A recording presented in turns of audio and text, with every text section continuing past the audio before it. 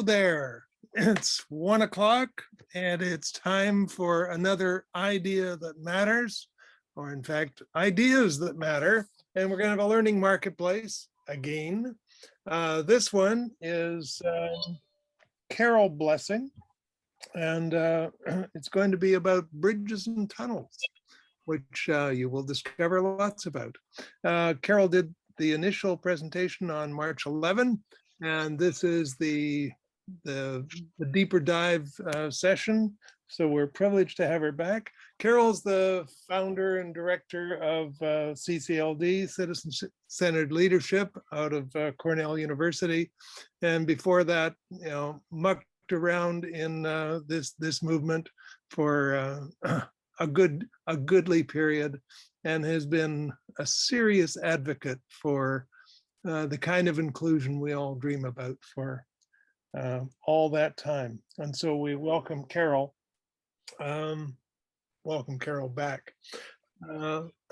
Just want to take a moment to acknowledge that strangely, the privilege that we have in even getting together today to think about bridges and tunnels and the possibilities they create have a foundation that's complicated.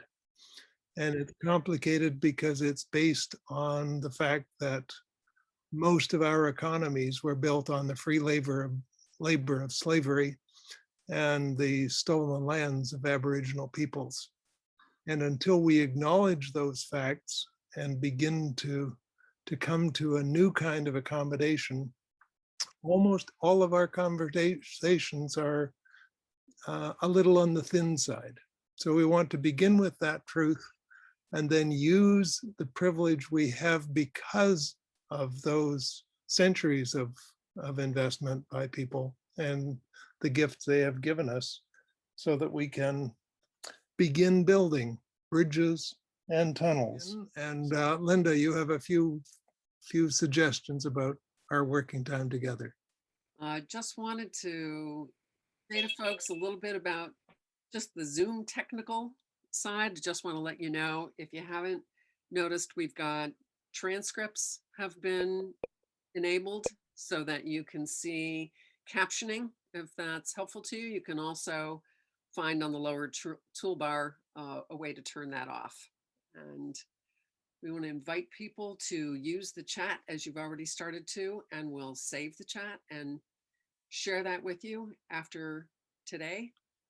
And there'll be points of small group work and opportunities for harvest. And we'll talk about all the mechanics of that when we get there, for people to be able to raise their hands. We're really very glad to have you here, and appreciate, Carol, your leading and facilitating the conversation today. Well, thank you and welcome everyone. And please, thank you so very, very much for spending time with us, carving time out to, to dive into this conversation on bridges and tunnels. Hopefully you can see my slides. Linda, we're good? We're good. All right, well, and welcome. Exploring the bridges and tunnels that connect community. And this was built, honestly, metaphorically, off of a blog that I asked y'all to read before you came here, a Seth Godin blog, which we'll catch up with in a minute. But when I read this, it was probably 6 months or so ago, and I got immediately just riveted by it. I just love the metaphor, and I could not help but think about its resonance to the work that we do in inclusion. And I think a lot about, some of the blatant ways in which inclusion and person-centered planning are in front of us and handed to people and promised to people. And I thought of that as sort of a bridge, like here we are, we're an organization or we're a human being, we'll do this for you, right? Or with you. But that most of the real work of inclusion happens underground. It's the integrity of the work is really rooted in the ground. And so to me, I brought Linda actually into a conversation and Beth Gallagher, and we spent a couple of different times just kind of looking at all the different ways this metaphor could really play itself out. And we decided that it might be fun to invite y'all into this conversation. So if you didn't get a chance to revisit the blog or see it for the first time, we have it here for you. And I've invited Jack to just kind of take us through it, and then we'll center ourselves. I sent out a few questions about how this metaphor might appeal to you. It might resonate with you, and to think about what bridges have been constructed that you're aware of in the name of inclusion, but really at the expense sometimes of those that they've been intended to serve, or at the advantage. And then thinking about your own tunnels or your bridges, the ones that have made, are planning to make, or know that will be made on behalf of this really good work. So Jack, if you don't mind. Yep. So this is just Seth Godin's blog called Bridges and Tunnels. Robert Moses, the road builder, understood that building tunnels takes a little longer and costs a little bit more. And it turns out that bridges are monuments and create glory for those that find the resources to build them. They're in the sky for all to see. There are two reasons why we end up with more bridges than tunnels. Same is true for the work and the culture and the society at large. But tunnels allow all sorts of productivity without calling attention to themselves or those who build them. A tunnel creates progress without changing the landscape. Many times it's an elegant solution to the problem for someone with the guts and the fortitude to build one. So less glory, more upside. Seth Godin. Thank you, Jack.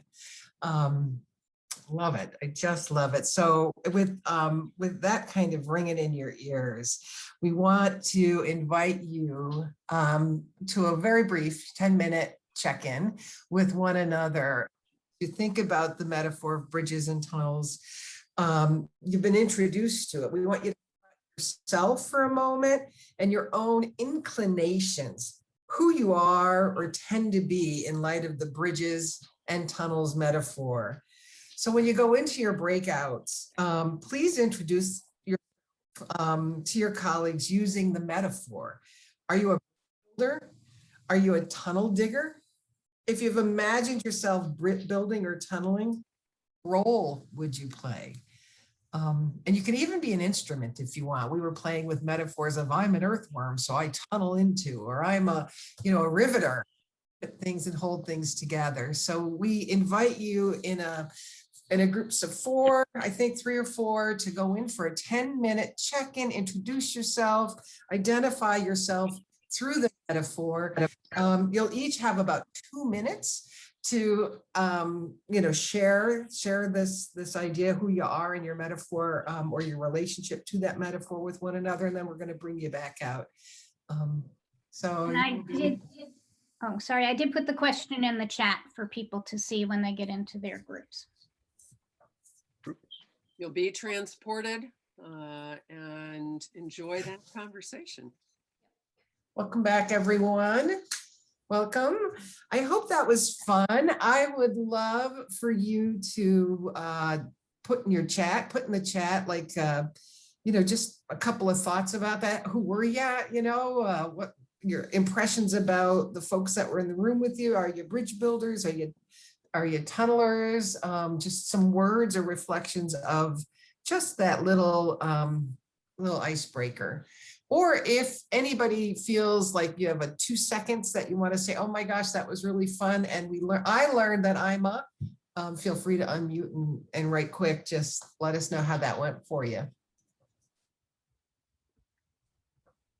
How was that? Who are you? What resonated with you in that conversation? What did you notice about yourself or others?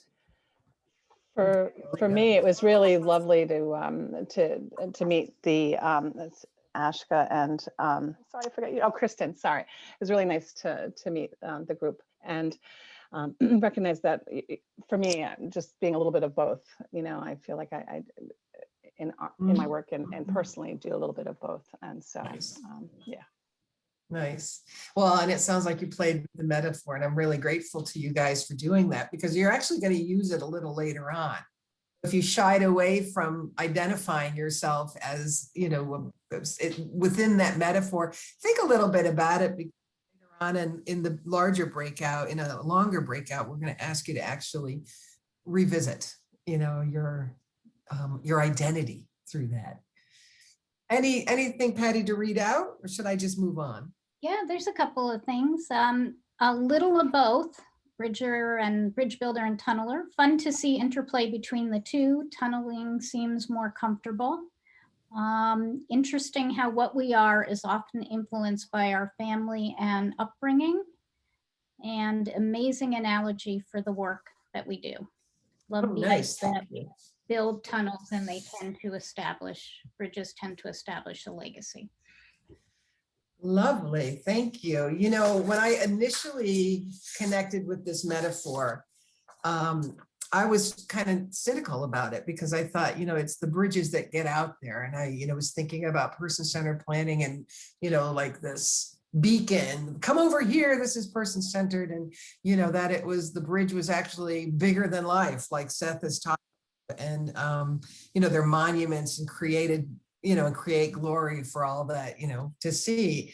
But in the conversation I had with Linda and Beth that day, Linda was reminded many of the bridges are really critical for the work that we're doing. So for example, Cornell University is hosting citizen-centered leadership, and that's a pretty big bridge, but it allows me also to then tunnel, right? You know, to create tunnels, my projects, the work we'll, you know, talk about it towards the end of this with Citizen Network and such, is really more of a tunnel.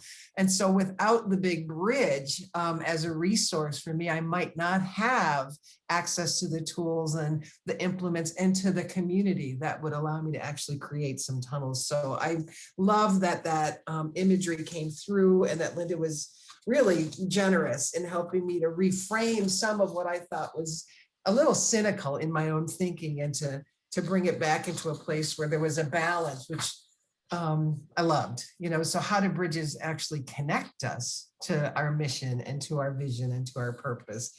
And, you know, when can they do that? And I invite you to look at this slide. If you did attend the virtual TSI a few weeks ago, my little 10-minute speed dating speakeasy type thing was on this. And if you visited the Pathfinder Outfitters website and, you know, just saw that, just the recap of that, you'll recognize this. This is it's fundamental. This imagery is fundamental to the work of citizen-centered leadership.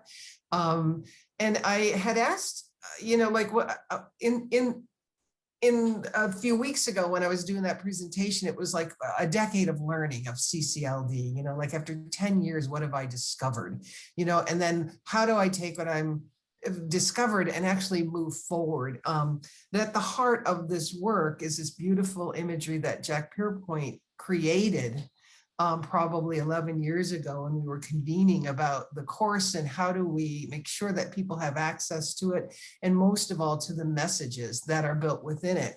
The CCLD is a 15-week intensive course of study, but it's built on the frameworks of 6 different important interdependent modules, and it is built on videotaped interviews from the likes of Jack Pierpoint and John O'Brien and Beth Mount and Mike Green and Diana Witt, all these incredible thought leaders.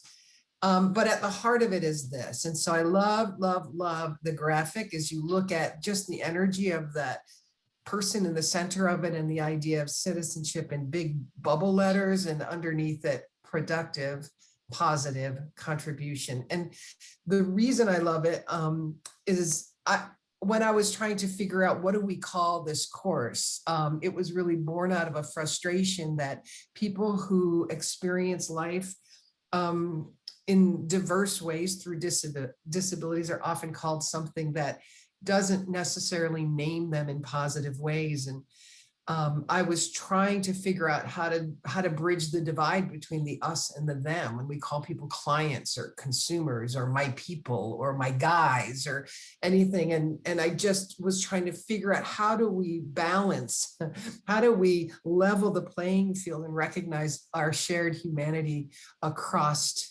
every kind of difference. And the only word I could come up with at the time was citizen, because I figured we couldn't disassociate ourselves from that. But in 2021, it's not necessarily the best word in the United States, but you know, I don't mean walls and green cards and passports. I'm really talking about the civic responsibility that I feel we bring into community to support one another, to be their best selves.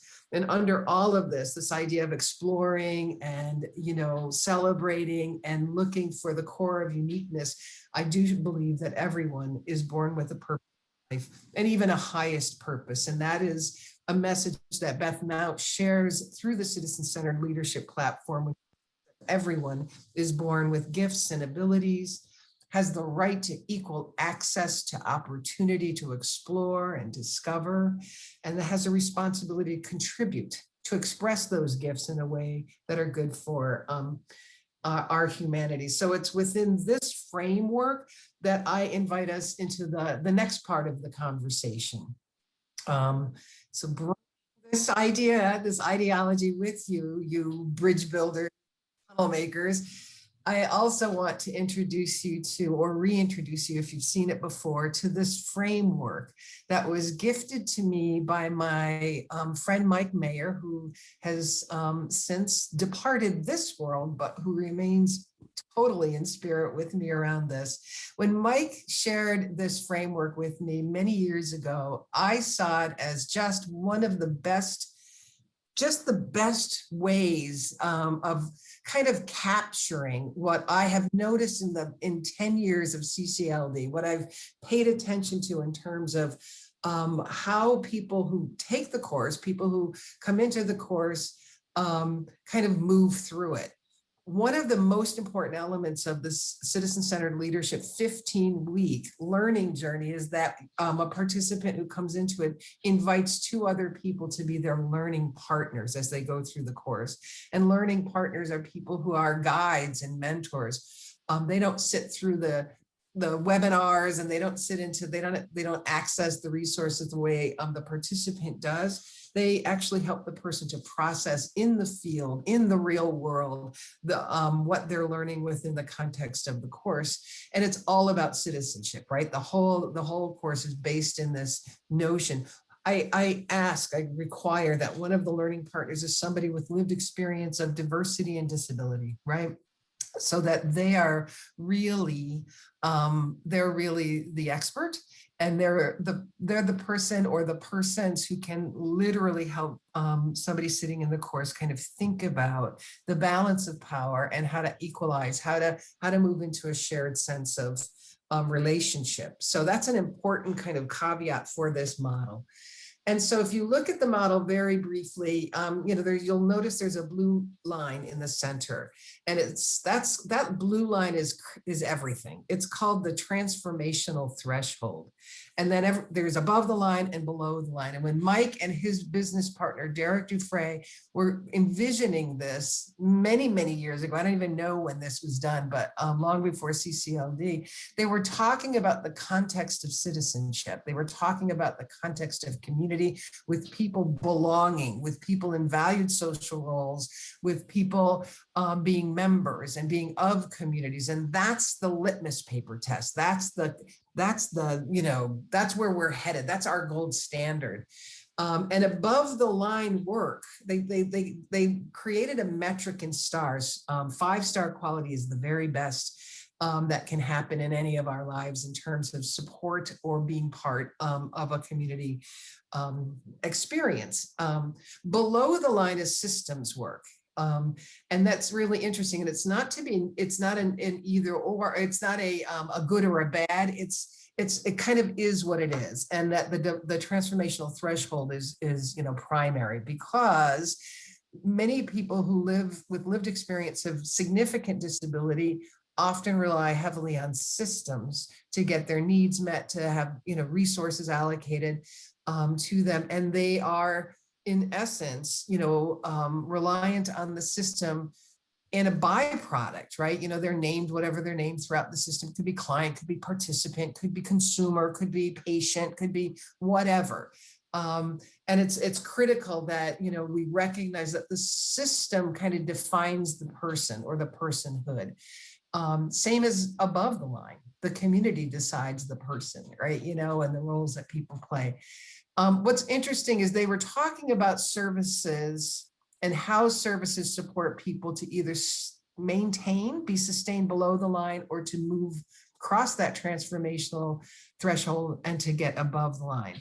What is critical to note is who calls the shots. And this was what Mike would be really adamant about. He'd say, in below the line work, where our organization services, programs, and things like, of the nature are, system compliance is kind of the driver. We're worrying about, audits. We're worrying about making sure that we're meeting regulations and,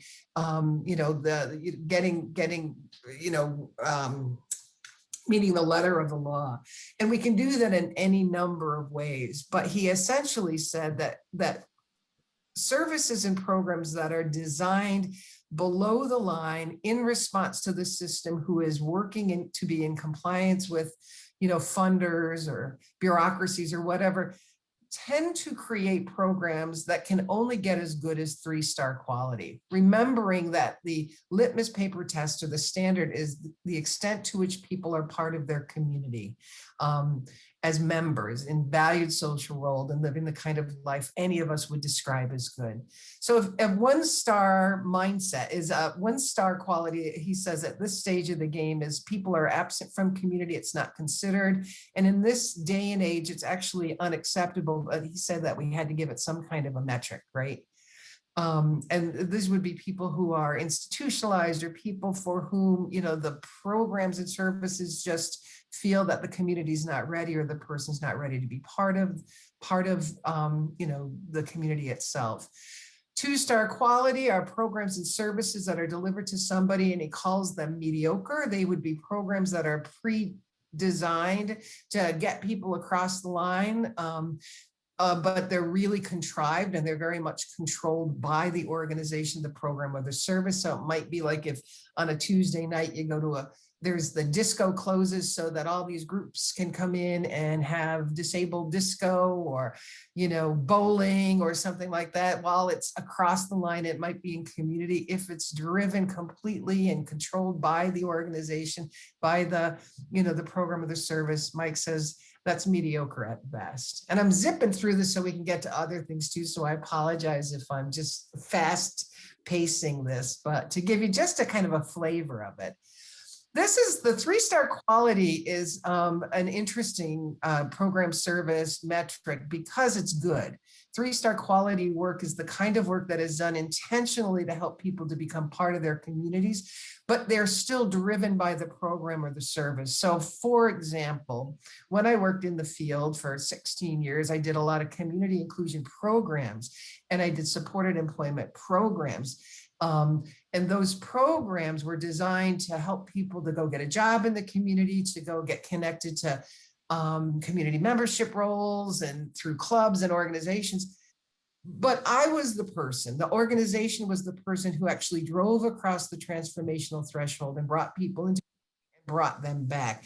And I was the person, or the agency was the person ultimately responsible over here. So Mike would say to us that even if we take our 3-star quality program across the transformational threshold into the community and set up shop there, it's still a 3-star quality program. It can only be 4 or 5-star quality programming if service providers is part of the equation, but not the whole enchilada, not the entire thing. And so it's out in community where a person becomes who they are. They're the citizen, they're a member of, of groups where people know their name, recognize the contributions that they make, are glad that they're there, and are supporting people to alongside or even instead of paid providers, if that makes sense. And the metric, or the people who decide what good quality is in the community, is the community itself, not system compliance.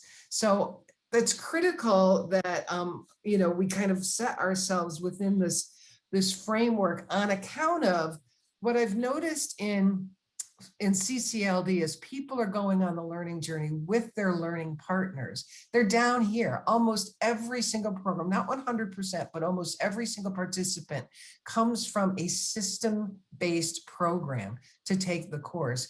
And in the course of taking the course, we go through these different modules, there's field-based experiences, but we also have it's a community of practice. So we come back together once a week and we talk about how's the field assignments going? What are you learning? And about week 4, we recognize that people are moving up this line. There's recognizing that when we're doing stuff below the line, we may think that what we're doing is person-centered because it says it on our walls. We've been credentialed, we've been trained up.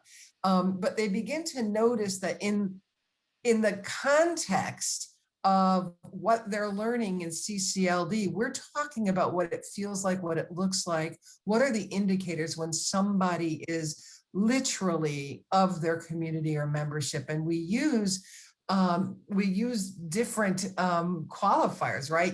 Above the line, we're talking about John O'Brien's valued outcomes, valued accomplishments, and valued tasks. And really, in combination, all 3 of those elements, which we just kind of quickly call valued outcomes, are the pieces that we're asking people to look through the lens of.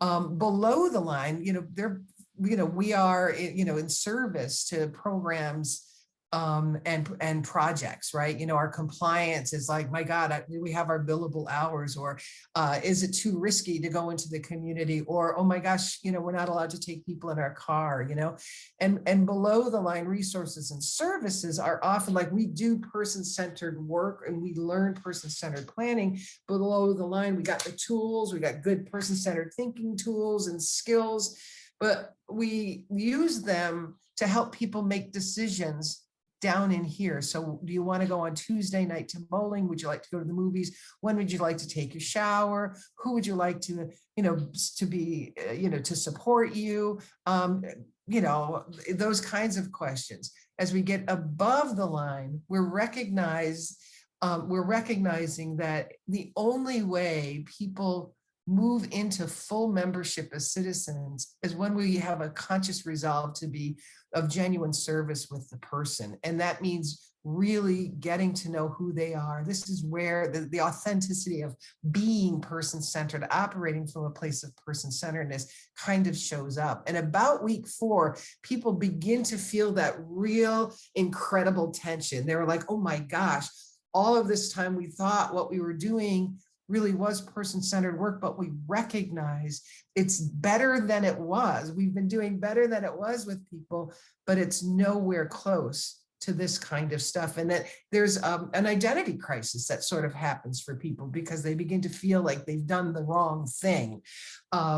And it isn't. And in our book, Conversations on Citizenship and Person-Centered Work, John O'Brien talks about there's this moment of awakening, when we recognize we're caught in this tension and we're trying our darndest to cross the transformational threshold. And that's the authentic, that's the genuine determination to use our resources, to use our tools, to use our talent, to use our leverage, our influence, to move away from this being the boss of everything underneath the blue line to how can we use them as a resource to support people over and begin to cultivate relationships, valued social role, and network above the line. And that's what I've noticed in 10 years of CCLD. That's almost, I would say 90%, that's where people stop. And I'm just trying to figure that out. And so this element at the transformational threshold, when people have to make a conscientious decision, am I going to engage in an right relationship with people? Am I really going to share power? Am I really going to be vulnerable with people? Am I really going to be willing to take a risk? Am I going to live up to what I say in terms of my espoused values? Yes, we're person-centered. Yes, we believe in inclusive communities. Yes, we're all about, integration and such. We say it, but when push comes to shove, our behaviors show something that might be very, very different. And I call this that moment when people come to this awareness of being in the integrity gap, that space between, what we say and what we actually do. And it's a tough spot to be in. It's a rock and a hard place. But we spend a lot of time talking about this and saying, so what you going to do about it? See, it isn't that you're there. That's the issue. It's what you decide to do now that you know that you're there, if that makes some sense to folks. I just need to move my own little pages ahead a little bit. Check my time. Yeah. So, if there are questions or at least comments, my question to y'all is, does that make sense? I'm hoping that it absolutely resonates with some folks. I know I'm skipping very quickly within it. In this idea of the integrity gap, I like to think about Viktor Frankl. Viktor Frankl talked about the space of freedom. So did Stephen Covey to some extent. And when we find ourselves with our learning partner, particularly our learning partner with a disability, going through the field assignments, listening to the videos, taking care, moving into and getting to the transformational threshold, which is that space that says, are we going to cross into community and do it in a way that leads to the experience of 4- and 5-star quality, experiences with people with lived experience. What's stopping us? And Viktor Frankl talked about the space between, the space of freedom, that between what we say and what we do is just what we're faced with and how we react to it is the space of freedom. Like no one else can tell us how to behave. No one else can tell us what to think or how to feel. And for me, it's this idea of authenticity in relationship. And if I say on the one hand, I 100% believe that when I engage with people who are relying on me or who have invited me to show up in their life and to use my skills and my resources and my talent to support them in some way, to build networks in community, to find their way, to open up and to reveal higher purpose, to use my gifts as a way to help liberate and recognize and have them share theirs. Doing that means that I have to be vulnerable too. I have to not know all the answers. I have to be scared. I have to recognize that there may be times I just don't know, or I may be up against obstacles and barriers that frighten me. And part of that could be my own belief about where people belong or my own belief about this person's capacity. And so I think that's an incredible space. And when Viktor Frankl talks about the space of freedom, I and only I, right, sitting in this transformational threshold with another person, only I can say to that person, I'm afraid, or I don't know how to do this. I hear what you want, is this what you're saying? I'm not sure how to get there. Worried about this is what's going to happen. What do you want to do with that? And begin to move into a place where we actually share power over what's coming up. Does that make sense to folks? Do I have a minute here for, I think I do, for any comments? Patty, is anything coming into the chat you want to highlight for me? Yeah, you have a couple of interesting things in the chat. A lot of the work that, a lot of this is work that really requires commitment from an organization. We need to support and educate people and families to embrace the good life of citizenship from the get-go or diagnosis, not keeping them in the dark and feeding them, I think the word is shit, from a system perspective. And there was one other that I found that was really good. I am struggling on a daily basis working within a system that is inherently overly system-centered, and everything is predicated on meeting our metrics. And there were a couple people who wrote something similar to that. So I think it's a concern we all share. And I think, and I love that. Thank you, you guys, because I think there isn't any one of us, I would like to believe, on the planet who doesn't find ourselves in the integrity gap at some place, at some point, right? You know, I was laughing because I was like, I raised 2 kids, and dang, if that didn't do it for me, nothing else would. You know, I mean, I think we all struggle with this, is how do we have a spouse and play them out, you know, consistently, you know, with integrity every single step of the way, and where are the places where we sometimes compromise it. In what I watch and what I was guilty of, may I just say, when I worked within the system, right, when I was part of when I created programs and services and said I was operating in a way that valued social roles, community inclusion, you know, and all of that. And I set up systems and set up programs for people to have access to open equal opportunities to experiences and opportunities for people to, you know, do more life tasting and less life wasting, right? I am not going to lie to say that, you know, saying those words is one thing, but being responsible for a program of service or a human being across the line is something quite different. And I know that there were many, many times that in my direct service or in my professional service to people that I actually asked them to compromise their values because I was afraid of taking a risk. We have something, there's something I call Carol's pothole theory when we get to this, when we get in the gap and we're thinking about the threshold, you know, the transformational threshold. And the pothole theory is sort of this idea that we have the luxury in some cases of having insight and hindsight and foresight.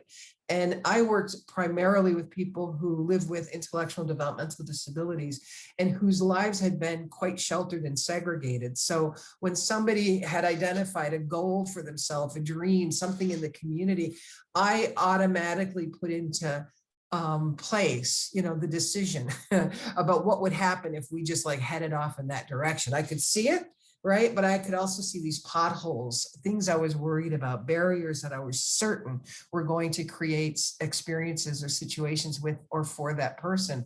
And so I would do something that I'm not today proud of, but I will admit my secret shames, right? You know, and that's, I call, you know, my pothole theories. But if somebody say, you know, I worked with a young man named Joe. Joe said he wanted to be a professional wrestler.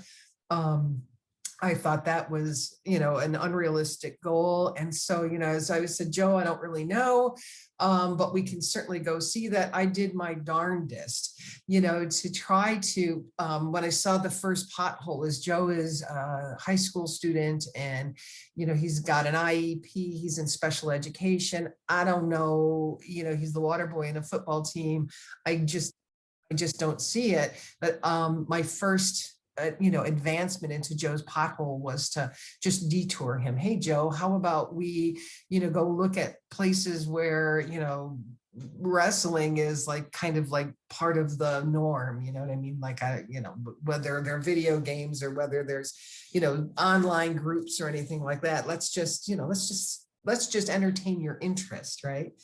Or I was afraid that Joe was going to be, you know, laughed at or he was going to fail. So I might run ahead of him on his journey and just fill in the pothole and just say, well, it looks like they're closed, or, you know, worse, I may just tell him he can't do it, you know, if that makes any sense. So this idea that, you know, we are in the integrity gaps all the time. I mean, I'm sitting in one right now around vaccination, and a very close a person I love very, very much is really uncomfortable about the idea of vaccination. And yet I am the person who is saying to them, I will support you and your decision no matter what.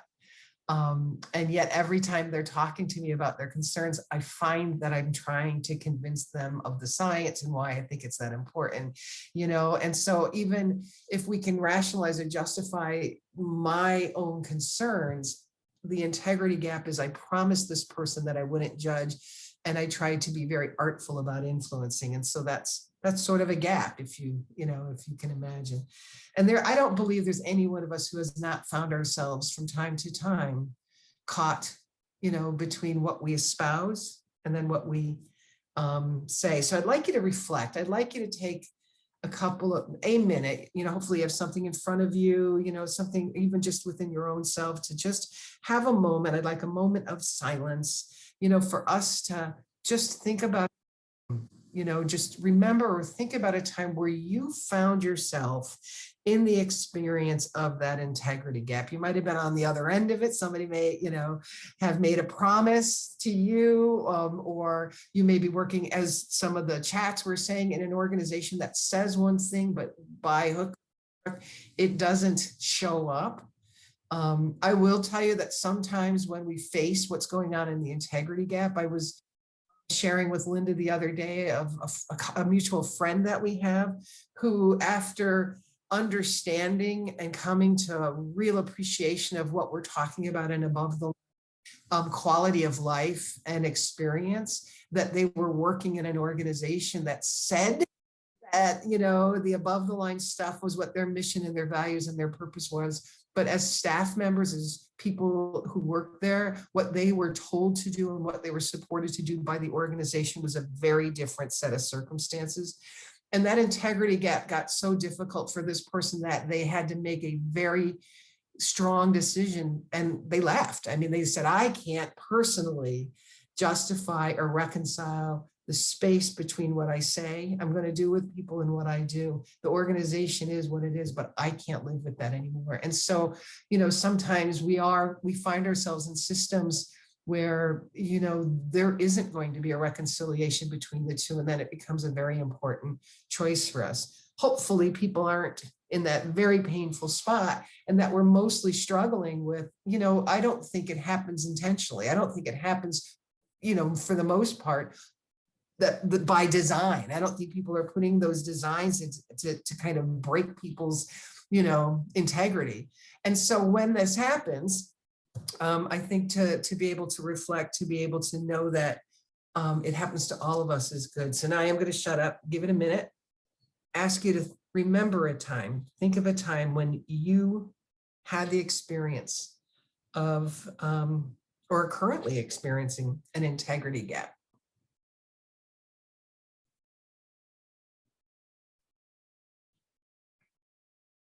And you can write it down, you can make an image, hold it in your heart, because we're going to ask you to carry that reflection, carry that recollection, carry that story into a breakout room with just a few other people. And we're going to ask that one of you be brave enough, right? One of you be brave enough to share the experience. Please don't share the entire whole story, what got you there, like all the rationale behind it. But here's what it was. Here was the promise, or here was the value. Here was what was said, and here's what was done. Here was, this is, what happened. This is my experience of that. And what we want to invite you to do, so one person in a group, I think of 3 or 4, just one person brave enough to kind of share that experience. The work is not to, the rest of us, the rest of us in the group is, we're bringing those tools, we're bringing our instruments, we're bringing our, I forget the word we used at the beginning, but the metaphor of builders, and tunnelers. Remember what you related to in the beginning, in the breakout room, in the first check-in, your inclinations. And it's nice if you, kind of support the person, but we're not there to fix the problem. We're not there to kind of say, oh, it's all right or whatever. And it isn't about judging, and it isn't about right or wrong. What we're really like to do, and this is the 10 years going forward for CCLD, and this is what I'm trying to figure out is how do we bring our inclination to be bridgers, to be tunnelers into the integrity gap? How will all of us, now all of you own that experience, whether you did or didn't, that person's going to share it for the purposes of us as builders and bridgers to get over it, to get through it.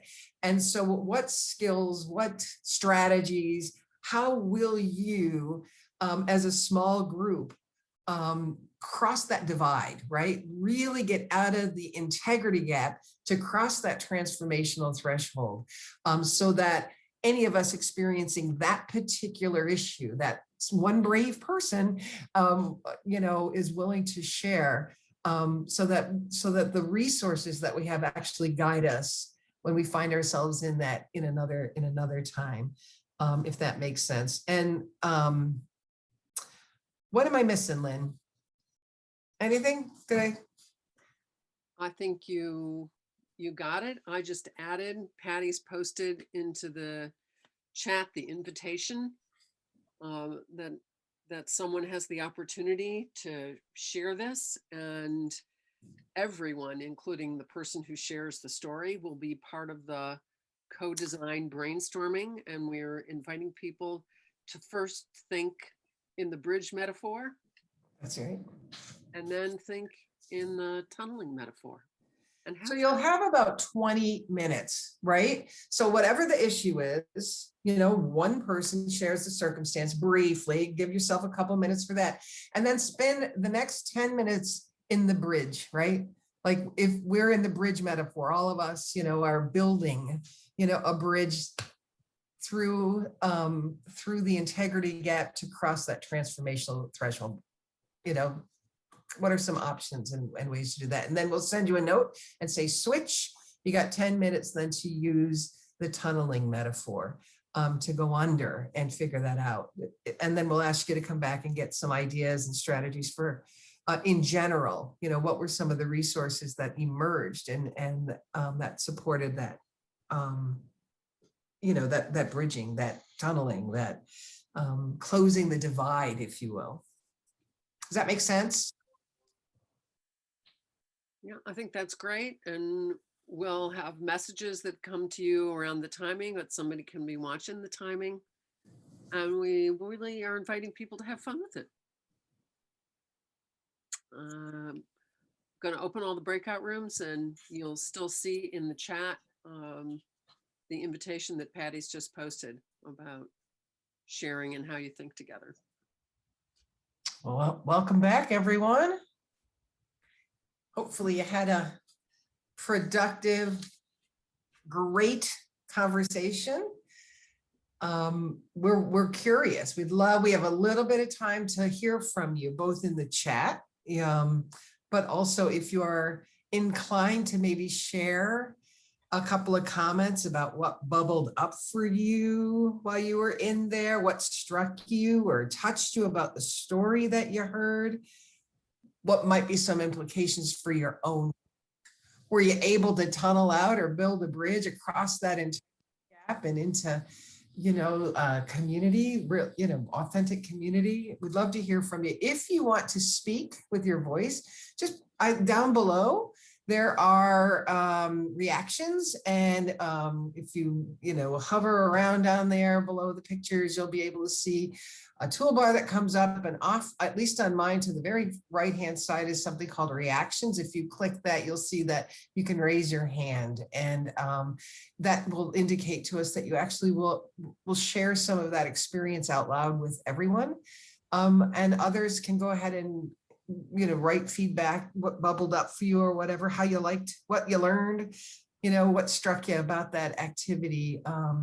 And we've got a little time to hear from you, so I'm grateful to you. And Danny, it looks like you're on deck. Linda, Danny, do you want me to unmute, or are you going to do that? I think I got it. You got it. Perfect, Danny. Thank you. All right. So very briefly, ours was about how to have groups do what they needed to do to be fully integrated during the pandemic. We found that bridging that was a lot easier coming up with some of those bridges, some of the pie in the sky ideas were a little bit easier. And so the group was very, very forthcoming with that about ways that the group can be facilitated more readily by people that have been labeled with an intellectual or developmental disability. So, so that was very easy, but then the tunneling and trying to get under that proved to be much more difficult. And we were really, Judy was in the middle of, I think, an epiphany for the group when we had to come back. So, you know, allowing the people that, because we talked about policies and procedures for pandemics and having those in place beforehand so people can be more able to do their community service projects, because that's what this was around, because we've had to change that balance of important to and important for during the pandemic, because it's important to the people that they continue the community service, but it was important for them living in group homes to stay at home. So finding that balance was difficult, but if we if we have everybody brainstorming about those policies and procedures from this point forward, maybe we'll get there. Thank you, Danny.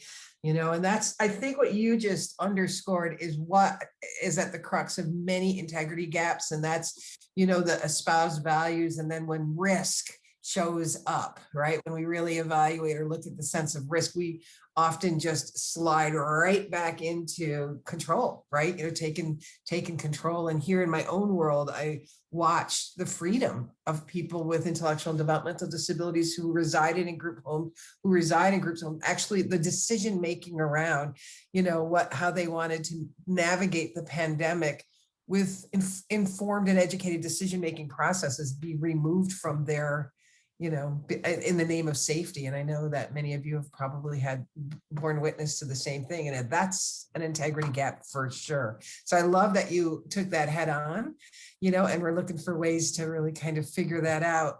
We were talking a couple of days ago about, you know, what are the opportunities that COVID-19 actually has opened up for us to, you know, to be part of the community in ways that are productive and in ways that really shine a spotlight on the contributions that people can make. So a question to carry maybe with somebody else, please. Thank you so much, Danny. Patty, go ahead. Patty Shones. Get it. You're muted still. There we go.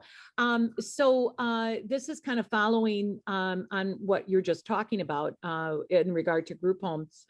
In our group, one of the women that was speaking with us was talking just about that she's in a situation right now where the home is not accessible for one of the people that live there, and her role for advocating that. And she is a staff person there, and we discussed all of the hurdles of dealing with not only an agency and having to deal with all the various things to try and get something done, and then the opposite side about the person and whether or not that person and the rest of the people that live there have any kind of a platform. Do they have a space where they can say what it is that they want? And so one of the things that we brought up to her was the possibility of, and this could be a part of bridge building, is to be that person to say, to try and get something going in the whole house where all of the people who reside there could form a group and write a letter and maybe advocate for this person to try and help him to say that if it's my bedroom remains downstairs in the basement and I can't use the steps, that it's not an accessible place for me to live, and to try and help this person be able to gain some kind of a voice. And just so, I guess, in looking at all of this information that we shared, for me coming in, looking at that, I was feeling the frustration because I work in a community setting. So I work with people who are living in situations like that. And so that line, that integrity line, I said that is something we kind of are hovering over on a daily basis. And there's a lot of frustration and a lot of work that goes into that. So anyway, we encouraged her to just take one step. And, you know, if she continues living or working at this place, or she moves on to continue her education, and the fact that she is joining in and gaining this information is key. So there you go. Thank you, Patty. Thank you. Lori, you had your hand up and I think it went down. Do you still have something to say? And well, I was going to mention that we weren't able to type into the chat. It had been disabled or something, but will happily share too that one of the things that struck me in our conversation, it was around trust. And we talked quite a bit about how do the people that we are supporting know that that bridge is safe and know that it's passable, and the road on the other side of the bridge is also passable. And, you know, if they cross that bridge, are they going to fall into the abyss, or, you know, what's going to happen if they do decide to cross that bridge? So we had some really good discussion around you know, support and trust. And Marlon had a really good analogy around climbing a cliff, and, you know, the safety around that as well. So we had lots of really good discussion around that. Nice. And I really actually love that you brought up the idea of trust. You know, one of the questions that we would ask ourselves is, you know, if a person isn't going to trust us yet across the bridge or in a tunnel, why not? And there's probably a good chance that because the integrity gap has been going on for a while in their life, right? You know, we learn not to trust people. We don't start that way. So, you know, I think I really appreciate your highlighting that, Lori. And so the question is, you know, like, what does it take? What are the girders that it will take? Or what are the elements? What do we need to construct within the relationship with this person that will build trust for both of us and between both of us? So I love that. Thank you very much. Anybody else? Patty, anything in the chat that needs to come up? Sure. There was, Rick talked about having great conversations about looking for allies to bridge over the gap when our present situation seems disappointing. Nithya talked about one person at a time being a key factor. Jillian is interested in getting that map that you had. Linda shared that the conversation makes her think about the benefit of using this language of the integrity gap and creating a safe space for the conversation. Thank you. Thank you all. I just so am grateful to each of you for not only showing up, but really engaging in this conversation of bridges and tunnels, you know, and my work with CCLD, trying to figure out, because, you know, my 10 years experience, people get to that space. And then, as I mentioned, you know, there's sort of a fallback. And I was, you know, I'm just wondering if activities like bridges and tunnels give people not only support with one another within a community like this, but also lend itself to strategies and ideas for crossing that divide. That's the transformational threshold. What do we do about that? So, you know, person, you know, when you were talking about, well, maybe we all support the person to write a letter, you know, to advocate for themselves is absolutely, you know, some place, you know, something that maybe that has not been tried before that may assist in crossing that transformational threshold. At the end, as Nithya, I think you were saying, is like one person. It's like this work honestly originates in relationship and only in relationship. So the comment, Lori, that you made about trust is so critical, you know, and when we find ourselves, you know, most of us, not all of us, but most of us are built into systems. You know, the work we do is paid for by an entity that oftentimes has compliance built into it. And that's a rock and a hard place. And how do we find our way? And it forces an integrity gap. So how do we live with ourselves? How do we make sure that the relationships that we're building with people are authentic, are genuine, and are to, share that power together? And it's not an either or. I mean, I think, and we do what we need to do within the context of our paid employment, but not at the expense of the relationship that we have with the person at the end of the day, right? I see some other notes coming in. Yeah, this one I thought was brilliant. Trust, dignity, and respect need to be some of the construction materials for the bridges and Nice. tunnels built with people. It took the metaphor Nice. to a new place. Moving across that line is the real key to true transformation. COVID has imposed tunneling. New Mexico Allies Group that is not affiliated with any provider organization has taken the opportunity to raise money to award heroes during COVID that are nominated from across the state. Someone else is feeling very emotional during this, as it reminds them in no uncertain terms that their work and life is directly in the integrity gap. Finding allies help, but also having things like TSI and connecting with like-minded people really help. Yeah, thank you for sharing that. And that is, I think, one of the ways we gather strength and courage, right? This Jack Pierpoint a bazillion years ago said, you don't go scuba diving alone. You don't do this work alone, right? We need each other. And part of that activity is to say, so we all bring tools, we all have instruments, we all have ideas, and we have all sat in that gap and are sitting in that gap from time and again. How do we support each other out of it or through it, and do that with integrity, right? Do that, not losing sight of the principles. And again, remember the two arrows, right? Because the constraint, the tension that exists, that dynamic tension is what creates that gap. And so when we think about, somebody had mentioned that the organization, it matters. And one of the things that I've seen to be highly effective when the citizen-centered leadership 15-week course and the field assignments with learning partners and the learning partners with disabilities has kind of come full circle. And I've actually seen a shift.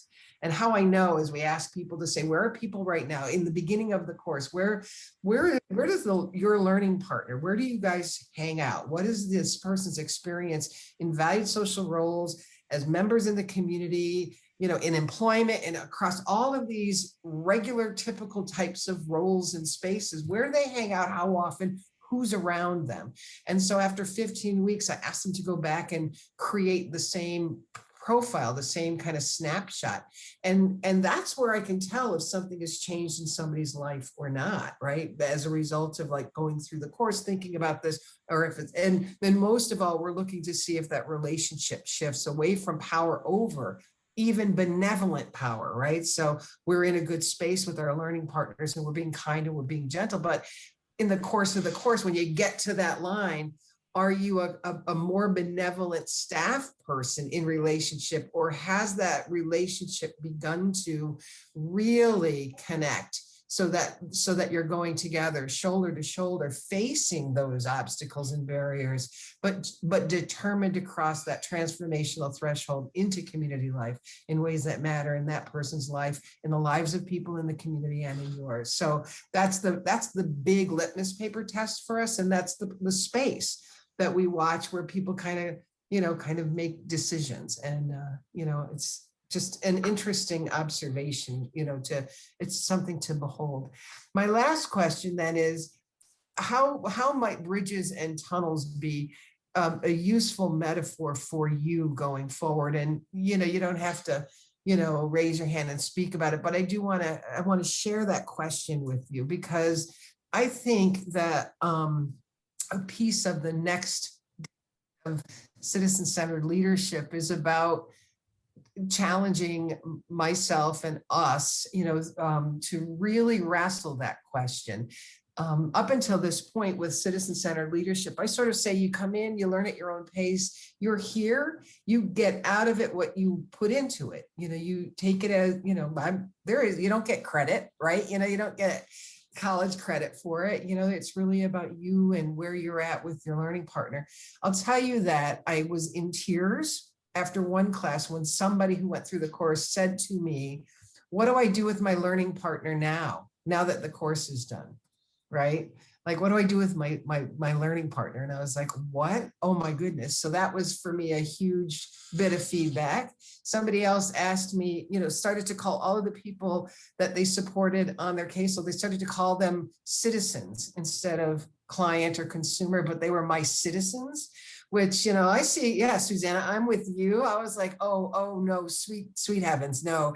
You know what I mean? So like, really, how do we really hold ourselves, you know, at the standard of community, and the way in which our, you know, thought leaders, the way in which our mentors, the people who bring us into this very room together have, you know, when they invented this work, it was not about below the line stuff.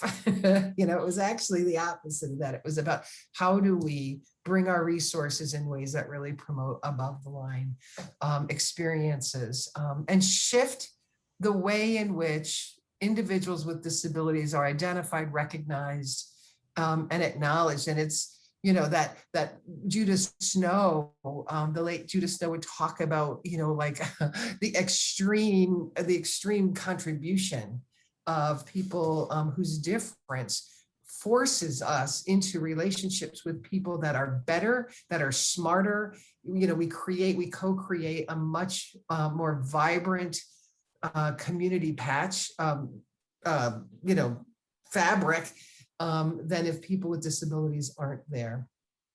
I just want to leave you with a couple of thoughts. And one of them is, I mentioned in that little video that I don't know what this means yet, but I was invited and recently named earlier this year.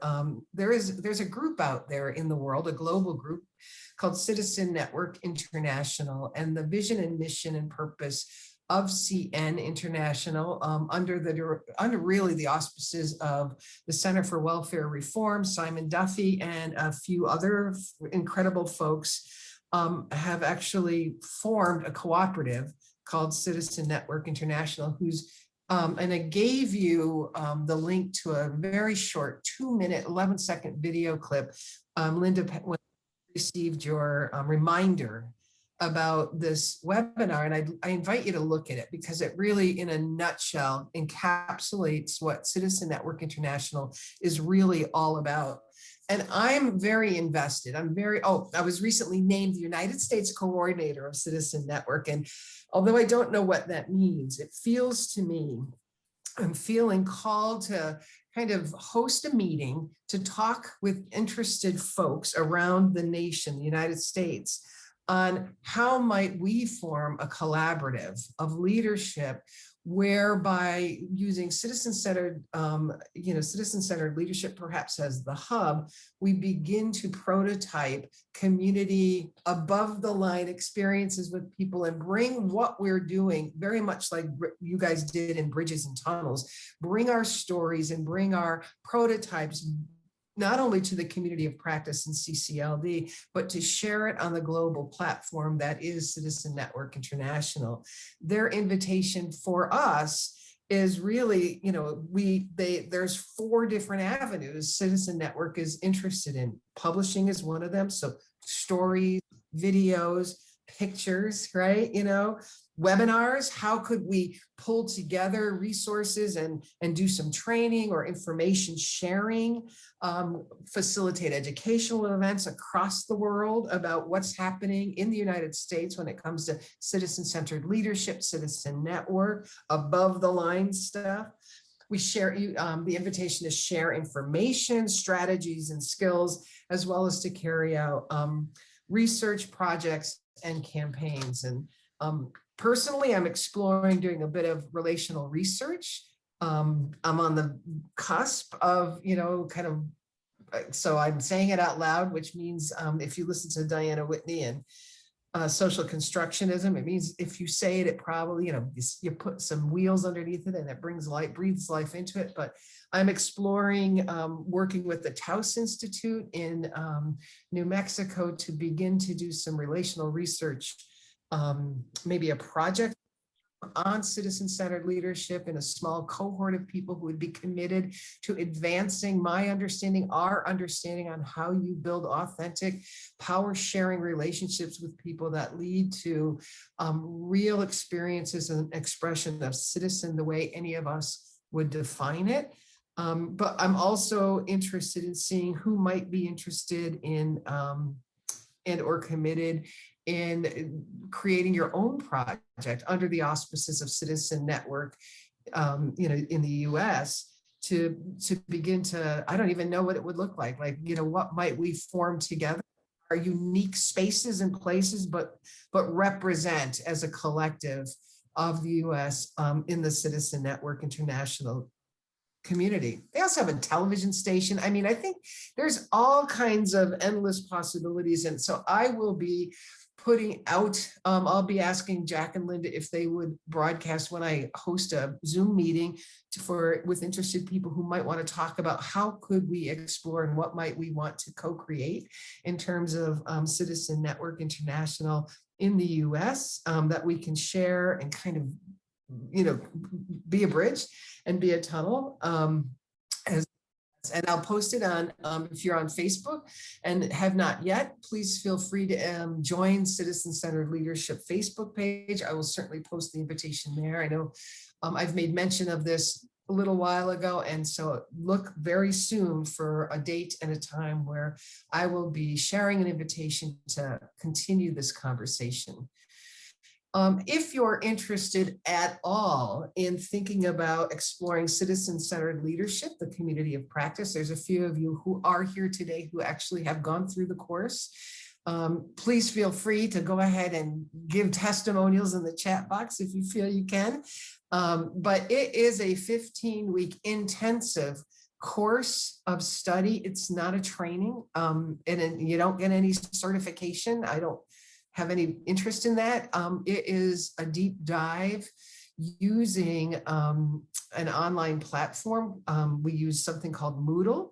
There's 15 weeks, 6 interrelated topics, and we take them one at a time. We open them up slowly. And once a week on a Tuesday at 3 o'clock Eastern Standard Time in the US, we do a 90-minute webinar as a community to talk about field assignments, to talk about, a core message from that particular module that I want to make sure people at least have some time to do, spend some time with, like you did today with Bridges and Tunnels. Mike Mayer's framework is absolutely one of those places that we spend some time talking, but that's just the tip of the iceberg. If you're interested, the registration for the next course, which is September 7th, beginning September 7th and runs to, I think, the second week of December, you can access registration at the link at the bottom of the screen. And I'm also saved out a tiny bit of time if anybody had any specific questions for me about CCLD or Citizen Network.